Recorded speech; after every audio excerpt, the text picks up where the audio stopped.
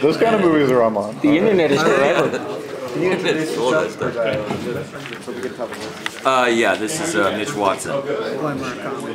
You'll know my voice. It's much more deeper and pronounced in Glenn's. Very round. More trained. Round. I think more trained. Yeah, I draw funny things. So we're kind of on the end of the cycle for you guys. So Yeah. is there anything that you haven't been asked yet?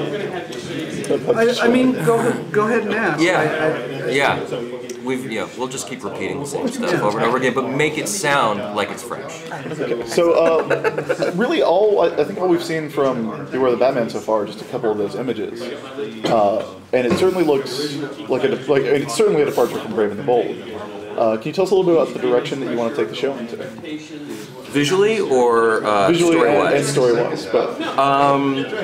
Yeah, I mean, there's three main differences to the show. I'll do the visual. You do the visual? Okay, I'll do the other one. I'll do the other one, and then Glenn will take care of the visual one. I mean, so the first thing is we decided to, with the Batman character and the Batman universe, to go backward into its origins, which is when he was more of a detective, a real detective. So the show is pretty much a procedural on one level, because yes, he has the Batmobile, he has the suit, and he has the gear and all that stuff, but he's also at his core a guy looking at the clues and solving mysteries, and he has this incredible brain and this ability to do that. So that's one big change that we did. The other bigger change, the second one, is the fact that there's no villains that you've seen before, animated. There will be no Joker, no Penguin, no Riddler, none of those guys. It's all the villains are taken from either past or present comic books, and some of them are pulled whole cloth, and some of them are completely revised. And we just really kept the name. And DC's been right on board and consulted, and they've been great with the whole thing, and they've been really excited because we're taking characters, some of which who never have really gotten to shine, and we're only using maybe a couple of comic books, and really give them a story and pull them into this world. And then the third difference, or third thing, visually in CG, that's been the biggest thing visually. I mean, that we're doing with the character that hasn't been done before.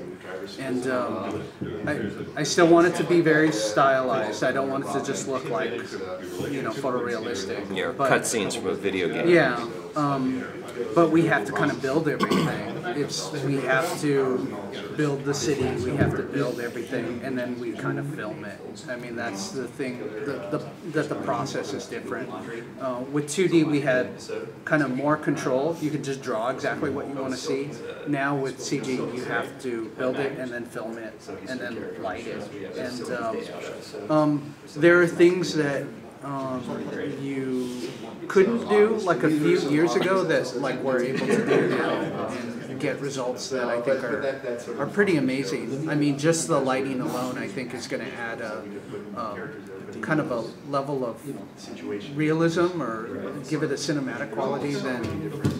Yeah, I mean, CG, you can move the camera in completely different ways, and do stuff. In 2D, you're limited to how many fields sometimes you can push in and that kind of thing. In CG, you're not. I mean, you can stick a camera in the sky and have it come plummeting straight down into the city and zoom through the subway systems and up. And the way these guys have constructed the city itself, I mean, they're still building it. They're building Gotham City. It's not just a couple of sets. It's a city. To make things work. Yeah. I mean, batarangs, when they flip open, I mean, we can cheat it, but things are working. Yeah, when they did Glenn redesigned the Batman's utility belt, and to make it work, to figure it out, he and his team literally built it out of cardboard, and we're walking around the offices with it on, going, I don't know, we need to be able to pull this thing off and stuff like that.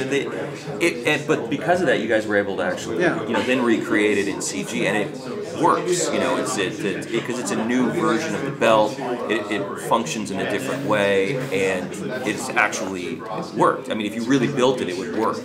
So.